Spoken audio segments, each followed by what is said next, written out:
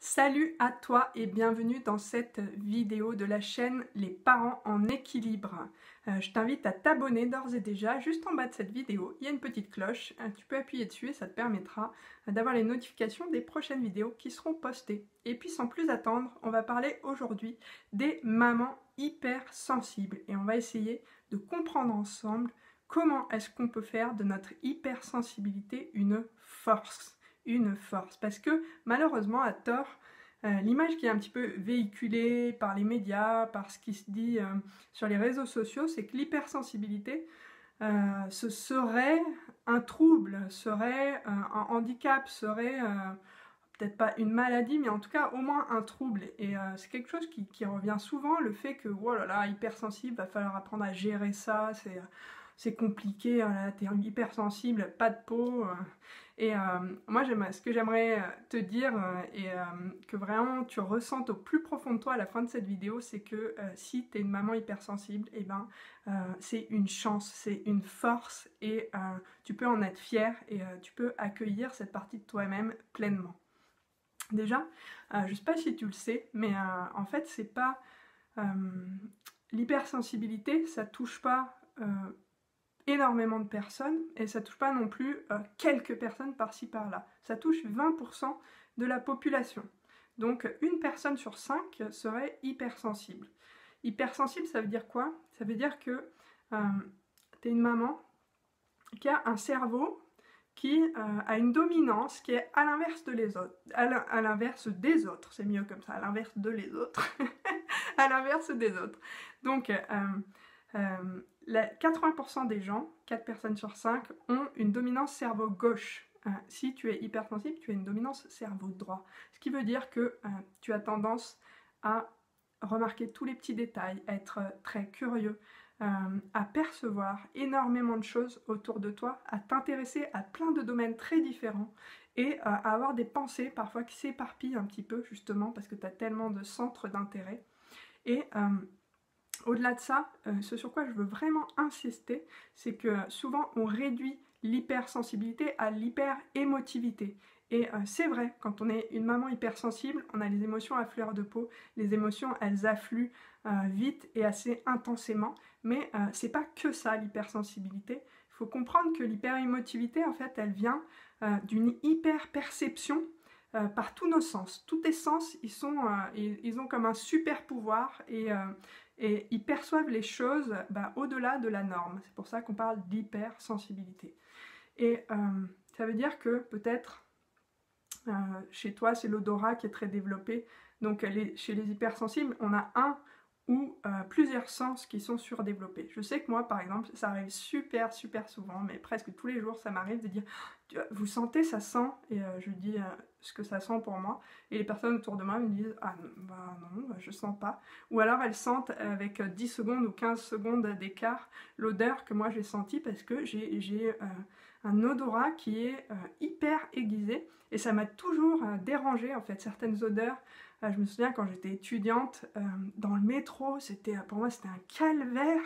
C'était un calvaire de sentir toutes les odeurs en fait des gens, alors que ça soit la transpiration de fin de journée au secours, ou même tous les parfums, les eaux de Cologne, tout ça, le mélange en fait, ça m'agressait mais totalement. Et je sais que pour moi, voilà, c'est vraiment le sens où les choses viennent m'agresser. J'ai aussi les sons qui m'embêtent parfois.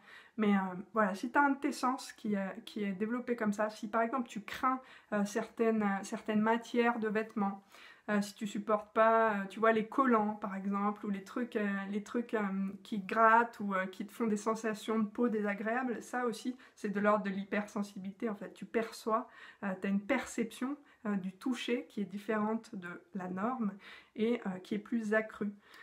Il y a des personnes qui sont également très sensibles au niveau des goûts, mais pas seulement, tout ce qui est texture. Je sais que moi, jusqu'à très tard adulte, c'est assez récent que, par exemple, j'arrive à manger des purées. Avant, je supportais pas les aliments qui étaient entre deux états. Pour moi, c'est soit je mangeais solide, soit je mangeais liquide, mais entre les deux, une soupe trop épaisse ou une purée trop liquide, C'était pas possible. Au niveau des sensations, je n'aimais pas, je supportais pas.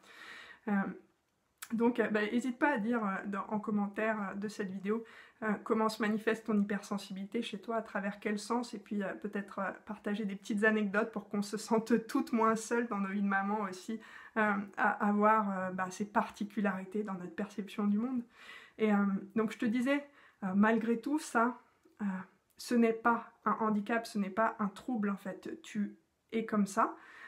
Tu es hypersensible et oui, ça génère des difficultés, des désagréments parfois. Par exemple, l'agitation de tes enfants, le fait que peut-être parfois ton enfant parle très fort parce qu'il a l'habitude dans la cour de récré avec les copains de parler très fort et du coup il parle très fort à la maison, ça t'agresse et tu te fatigues plus vite qu'une autre maman ou qu'un autre papa parce que justement tu as cette hyper-perception des sons, c'est un exemple. Donc oui, l'hypersensibilité, elle engendre de la fatigabilité, une plus grande fatigabilité. Elle engendre aussi plus de stress, parce que comme on est hyper sollicité par tout plein de choses,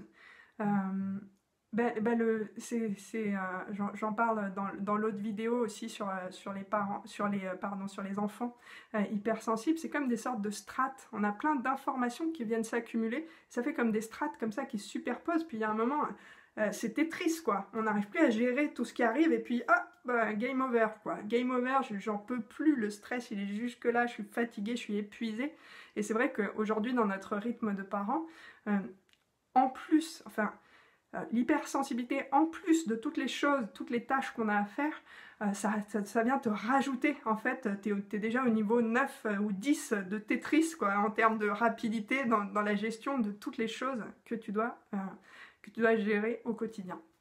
Donc si tu ressens ça, c'est normal. Si tu es hypersensible, il n'y a pas de souci avec ça, tu es tout à fait normal. Ensuite, pareil, si tu as cette sensation d'avoir les idées, mais qui fusent en permanence, que c'est c'est le feu d'artifice des idées sans cesse dans ta tête. Je sais, nous, avec ma compagne, on en rigole parce qu'il y a une période de tous les jours, je lui dis « Ah, au fait, tu sais, j'ai eu une idée. » Et à chaque fois, elle rigolait, elle me dit « Mais tu vas m'en sortir combien des nouvelles idées à la journée, à la minute, à la seconde ?» Parce que, bon, là, à chaque fois, en fait, c'était des grosses idées qui concernaient notre mode de vie, etc. Mais quand en fait, à force d'en débiter une tous les jours, ça commençait à faire beaucoup aussi pour elle. Mais t'étonne pas si tu te retrouves dans ce schéma-là, d'avoir des idées qui partent dans tous les sens. C'est aussi dû à cette hypersensibilité, parce que t'as tellement l'habitude de capter comme ça tout plein de choses que ça génère plein de sensations physiques en même temps, plein d'émotions en même temps, et aussi le cerveau en fait il se met en marche et il va marcher exactement à la même vitesse que tout le reste, et c'est pour ça que tu vas être tout le temps en train d'analyser et capter les détails de chacune des petites choses, et ça va engendrer plein de pensées. Le souci parfois du fait de ne pas arrêter de penser, c'est que déjà quand on va au lit le soir, on n'arrive pas à appuyer sur le bouton off, ça ne s'arrête jamais, et donc ça peut générer des soucis au niveau du sommeil. Et puis, chez certaines personnes hypersensibles, ça génère aussi de l'insatisfaction, parce qu'il y a tellement d'idées, tellement d'envie, une envie, une passion, un élan à aller vers tellement de choses différentes que forcément, on ne peut pas tout faire, c'est impossible, ça ne rentrerait pas dans une journée, ni même dans une vie. Donc, on se retrouve face à ce paradoxe d'être dans la joie, dans l'élan de vouloir faire plein de choses, mais de finalement ne presque rien faire, parce qu'il y aurait tellement de choses à faire qu'on sait d'avance qu'on n'arrivera pas à les faire. Donc ça peut générer de l'insatisfaction, de la procrastination, finalement à dire ouais bon de toute façon j'arriverai jamais à tout faire, donc je vais pas faire du tout. Et puis une forme de culpabilité aussi, parce que ce qu'on aimerait, la culpabilité, ça nous informe toujours sur le décalage entre ce qu'on est et ce qu'on voudrait être. Donc ce que tu voudrais être, c'est la personne qui peut gérer toutes ses passions et gérer tous ses élans en même temps. Sauf que ça, c'est pas possible. Donc ça génère de la culpabilité parce que tu te sens responsable de ne pas arriver à tout faire. Et puis enfin, forcément, quand on est maman, on est très sollicité par nos enfants, par notre conjoint, par notre vie de famille, en plus de tout le reste, parce que tu as aussi sûrement des passions, tu es peut-être engagé dans des associations, tu as une vie professionnelle, tu as peut-être une famille au-delà de ton noyau familial. Tu as aussi des parents, des frères et sœurs peut-être autour de toi que tu vois souvent, tu as des amis, et ça, plus ça, plus ça, plus ça fait des sollicitations, beaucoup de sollicitations, c'est le cas de tous les parents, mais quand tu es hypersensible, eh ben, comment dire, tu perçois encore plus de choses dans ces relations et dans ces sollicitations, tu vis ça encore plus intensément. Et les conséquences, il peut y avoir différents types de réactions. Première conséquence, tu peux complètement t'oublier et te noyer dans ces sollicitations permanentes. Deuxième type de réaction, certains hypersensibles en fait préfèrent se couper pour se protéger. Ils préfèrent se couper de toutes leurs émotions, de toutes leurs sensations. Donc à chaque fois qu'il y a une émotion, une sensation qui arrive, non, plus tard, non, salut, pas maintenant, non merci. Et en fait, à force de ne pas accueillir ce qui est en train d'arriver à l'intérieur du corps, on passe son temps à mettre de côté, à être dans l'hyper-contrôle. Donc certains hypersensibles, paradoxalement, paraissent extrêmement froids et extrêmement dans le contrôle au premier abord, parce que c'est leur mécanisme de protection face aux multiples sollicitations sensorielles qu'ils vivent tous les jours. Donc maintenant, on va aborder en 4 étapes comment faire une force de tout ça. Parce que jusqu'à présent, je t'ai parlé de peut-être tout ce qui se passe dans ta vie de maman, tout ce que tu ressens, et que tu ressens peut-être comme quelque chose qui n'est pas agréable. Et maintenant, essayons de voir en quoi ton hypersensibilité, elle peut être un cadeau aussi. Elle peut être une vraie force dans ta vie de femme, dans ta vie de maman. Déjà, la première de toutes les choses, ça rejoint ce que je disais avant, est-ce qu'on pourrait arrêter de lutter contre ça? Si tu es hypersensible, 1, tu ne l'as pas choisi, 2, tu ne peux pas le changer. Donc, est-ce que la meilleure chose à faire, ce n'est pas juste déjà de l'accepter? Et pour ça, ma première étape, c'est déjà de ressentir. Ressentir. Donc, accepter que, oui, peut-être, quand tu vas chercher tes enfants le soir à l'école, chez la nounou, et qu'ils rentrent à la maison, et que tu es déjà fatigué, le bruit, le fait qu'ils parlent super fort, le fait que ça s'agite dans tous les sens, ça fait beaucoup pour toi. Et peut-être que ça te culpabilise de ressentir ça, peut-être que ça te met en colère de les voir s'agiter dans tous les sens alors que tu aurais besoin de calme, peut-être que ça te fait peur parce que tu te dis mais combien de temps ça va durer et comment je vais m'en sortir. Il peut y avoir tout plein d'émotions en fait face à ça, mais quoi qu'il en soit, les émotions elles font partie de toi. On ne choisit pas nos émotions, mais par contre on choisit ce qu'on en fait. Rappelle-toi toujours de cette phrase, si tu es hypersensible, c'est une phrase clé. Tu ne choisis pas tes émotions. Une émotion, elle arrive, elle te traverse. Mais par contre, tu choisis, une fois qu'elle est là, ce que tu en fais. Si tu as envie de continuer à la mettre dans une boîte, à l'étouffer, à pas l'écouter, tu peux arrêter cette vidéo et je pense que ça va pas t'intéresser ce que je vais te dire.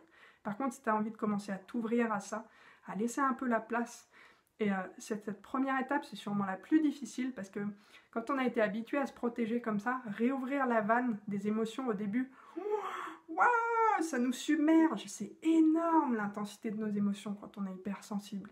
Mais plus tu vas accepter au fur et à mesure tes émotions, justement moins ça va être dans l'intensité et dans les explosions émotionnelles qui peuvent peut-être t'arriver aujourd'hui. Et là où je voudrais te dire aussi, là où est la force et là où ça va être chouette d'aller si t'es hypersensible, on a dit hypersensibilité, hyper-émotivité. Ça veut dire que tes émotions, tu les vis plus intensément que les gens autour de toi. Mais dans les émotions, il n'y a pas que des émotions désagréables. Bonne nouvelle, il y a aussi de la joie. Et la joie, du coup, toi aussi, tu vas la vivre toujours plus intensément que les autres.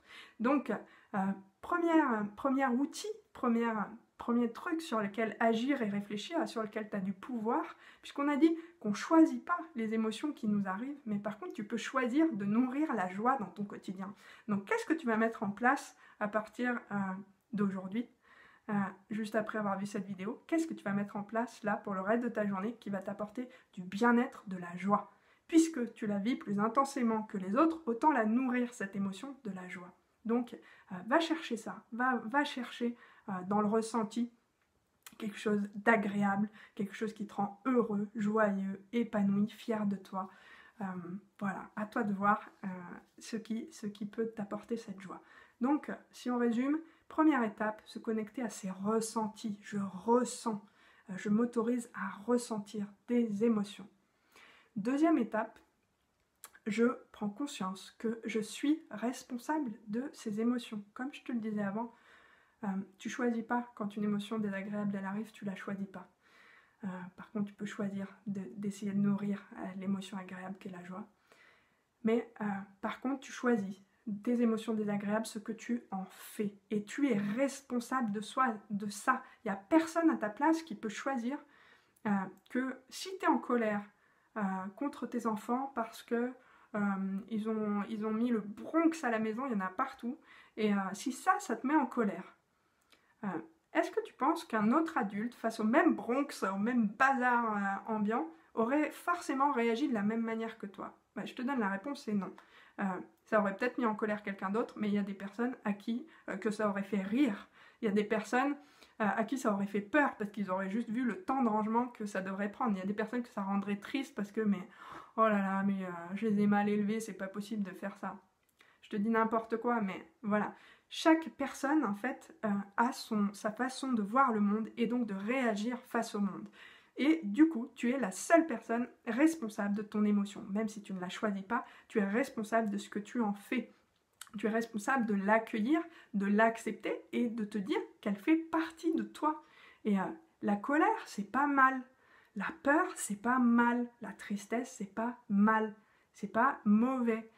Ça peut être désagréable, oui, mais c'est utile. Ça te donne des informations et c'est nécessaire en fait à ton rééquilibrage, et ça te donne des informations sur ce dont tu as besoin. Et au-delà de ça, ta capacité en fait à prendre conscience de tes émotions et à prendre conscience de ta responsabilité sur tes émotions, ça va aussi te permettre de développer ton empathie, de comprendre aussi comment fonctionnent les émotions chez les autres. Et ça, c'est une vraie force. C'est une vraie force des personnes hypersensibles. C'est que dans ton lien avec tes enfants, aujourd'hui, tu n'en as peut-être pas conscience, mais tu perçois beaucoup plus vite qu'un parent qui n'est pas hypersensible de quoi il s'agit là. Qu'est-ce qui est en train de se passer pour ton enfant? Des fois, il n'a pas besoin de te le dire, tu le sens, tu le perçois déjà. Et ça, c'est ce qu'on appelle l'empathie, la capacité l'empathie émotionnelle, la capacité à te connecter à l'émotion de l'autre. Et ça, c'est une grande force que tu as dans tes relations aux autres, en fait, dans ta capacité à les comprendre et à comprendre leurs besoins. Justement, la troisième étape, donc première étape, je ressens. Deuxième, je suis responsable de mon émotion. Troisième étape, puisque j'en suis responsable, je décide d'en prendre soin. Je prends soin de mes ressentis, de mes émotions, de ma sensibilité. J'en prends soin. Je sais que je suis hypersensible. Donc, comment est-ce que je peux m'aider? De quoi est-ce que j'ai besoin? Est-ce que j'ai besoin d'avoir des instants de calme tous les jours? Ou juste, je dis, attendez les enfants, là, on met pause. Et moi, j'ai besoin de prendre 5 minutes pour moi, au calme. Après, je reviens jouer, il n'y a pas de souci, mais là, j'ai besoin de calme. Être capable de le dire, être capable de dire à ton conjoint ça, mais combien j'en rencontre des mamans qui me disent, elles me racontent tout le planning de leur semaine, et à la fin, je pose la question, mais c'est à quel moment que tu prends un temps pour toi dans la semaine? Des fois, et puis je vois bien qu'elle cherche et en fait c'est pas prévu dans le planning le temps pour soi, mais sauf que déjà pour tous les parents, on en a tous besoin, mais quand tu es hypersensible, c'est obligatoire d'avoir un temps pour te poser, d'avoir un temps pour te ressourcer, te recentrer, pour entrer en introspection, justement, pour laisser la place à ressentir les choses et pas être tout le temps dans l'action, dans l'agitation. T'es déjà quelqu'un qui est dans l'agitation permanente parce que tu perçois plein de choses, tes idées elles vont à 100 à l'heure, tes émotions elles fusent dans tous les sens.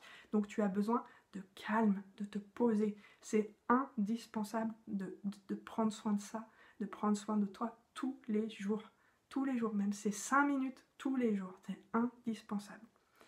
Quatrième étape et dernière étape, c'est ce qu'on appelle le fameux lâcher prise, mais souvent on utilise ce mot sans vraiment expliquer ce que c'est. Dans les premières étapes, tu as pris conscience de ce qui t'appartient. Tes émotions, elles t'appartiennent, tes ressentis t'appartiennent, et tu peux aller agir dessus, tu peux travailler dessus, tu peux t'en occuper, en prendre soin. Mais maintenant, dans tout ça, il y a aussi des choses que tu dois apprendre à lâcher, à laisser aller. Ton émotion, une fois que tu t'en es occupé, en principe, elle s'en va d'elle-même. Mais c'est pas à toi de lui dire « Eh oh, colère là, fous-moi la paix, tu me déranges, dégage !» Et hop, c'est toi, tu la laisses s'en aller, en fait, tu lui mets un coup de pied aux fesses. Ça marche pas comme ça avec les émotions. Une fois que tu t'en es occupé, c'est laisser la place au lâcher prise, c'est-à-dire laisser juste la porte ouverte. Donc, c'est aussi accepter de prendre conscience. Le lâcher prise, c'est prendre conscience sur quoi est-ce que je peux agir. Et dans ce cas, j'agis dessus. Là, tu t'es occupé de tes émotions, de ton hypersensibilité. Tu as essayé de mettre en place des temps où tu peux t'accorder du calme pour répondre à ton besoin. Ça, c'est ce sur quoi tu peux agir, ce sur quoi tu as le contrôle. Et ensuite, il y a tout plein de choses extérieures sur lesquelles tu ne peux pas agir, sur lesquelles tu n'as pas de contrôle. Donc, est-ce que tu as besoin de les ressasser en permanence dans ta tête? Ou est-ce qu'il est temps de les laisser aller? Et justement, quand tu vas t'accorder des moments de calme, tu vas pouvoir laisser aller ça par la respiration. Et ce que je te propose, là, je vais partager avec toi un exercice de respiration que moi je fais tous les jours. Il est ultra, ultra puissant. Si tu as l'habitude de faire un petit peu de relaxation, de méditation, de respiration, tu vas arriver sans problème à le faire. Peut-être, si c'est pas familier pour toi, laisse-toi le temps de répéter plusieurs fois avant d'arriver à le faire. Il faut que tu notes 4 phrases clés. Première phrase, je ressens. Note-les là maintenant. Deuxième phrase, je suis. Troisième phrase, je prends soin de. Et quatrième phrase, je laisse aller. Donc tu vois, je viens de résumer en des toutes petites phrases tout ce que je viens de te dire sur les 4 étapes pour faire de ton hypersensibilité une force. Maintenant, quand tu vas respirer, tu vas associer ces 4 phrases à ta respiration. Donc, inspiration, je ressens. Alors, déjà, demande-toi là, qu'est-ce que tu es en train de ressentir maintenant, là, comment tu te sens. Regarder ma vidéo, ça te met en joie, ça te rend triste, ça te met en colère de te rendre compte que tu es hypersensible, que tu as du mal à le gérer, ça te fait peur. Prends l'émotion qui vient et vas-y, voilà. Je ressens, en inspirant, ma colère. Sur l'expire, je suis ma colère. Inspire, je prends soin de ma colère. Expire, je laisse aller ma colère. Et on recommence. Je ressens ma peur. Je suis ma peur. Inspire, je prends soin de ma peur. Expire, je laisse aller ma peur. Et tu peux faire ça en fait pour toutes les émotions. Je ressens. Je suis. Je prends soin d'eux et je laisse aller. Et tu vois là, en fait, tu fais les 4 étapes en une. Et c'est vraiment, franchement, c'est pas en un claquement de doigts que tu vas tout changer, que tu vas t'apaiser. Mais répète ça. Je sais pas, lance-toi un petit challenge. Dis-toi, allez, pendant 10 jours, allez, vas-y, on fait le challenge. Pendant 10 jours, tu fais cette respiration en 4 temps avec les phrases. On va dire au moins 1 minute par jour. 1 minute par jour. 1 minute. C'est rien. Pendant 10 jours. Donc ça doit te faire 10 minutes en 10 jours. Lance-toi ce défi. Essaye de le faire. Si jamais il y a un jour où tu n'y arrives pas à le faire, tu rajoutes un jour à la fin. C'est pas grave. Il n'y a pas de souci. On va pas se culpabiliser non plus de ne pas faire les choses. Mais essaye. Et après, viens me dire. Viens me dire à quel point ça a pu te faire du bien. Et va me dire... là dans les commentaires sous cette vidéo, comment tu te sens après avoir fait ça par rapport à ton hypersensibilité. Est-ce qu'au fond, c'est pas une force, c'est pas une capacité à te connecter aux autres incroyable, une capacité à te connecter au monde autour de toi incroyable, une capacité intuitive aussi, parce qu'on n'a pas parlé du 6e sens, on a parlé des 5 sens développés, mais le 6e sens est développé aussi, tu as de l'intuition, et tout ça c'est une chance, c'est une force. Donc sois fière de ton hypersensibilité, accueille-la, assume-la et tu verras que tu vas devenir une maman super épanouie, super heureuse tout en étant hypersensible. Voilà, prends bien soin de toi et à très bientôt dans une prochaine vidéo. Ciao ciao!